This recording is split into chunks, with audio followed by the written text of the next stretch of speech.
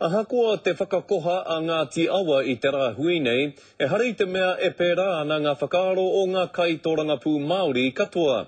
Ko etahi whakai ana, engari tērā etahi anō kei te tautoko.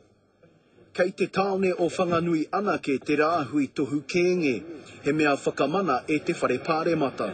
Koe ke pēr ki te wā, me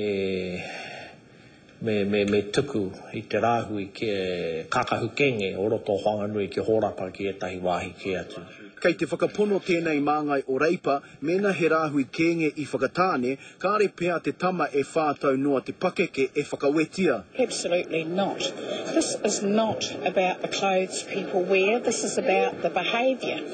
Now, I understand that the person who attacked this child was not wearing a patch, and the gangs have clearly come out against the behaviour.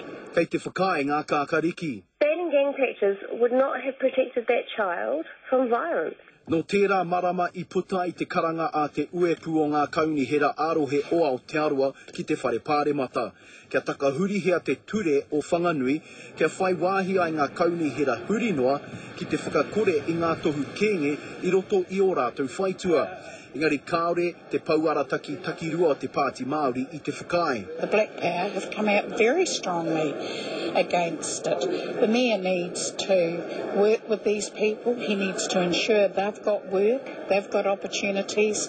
That's what he should be thinking about. The problem here is violence in our community and the failure of this country and of successive governments to deal with the causes of that violence.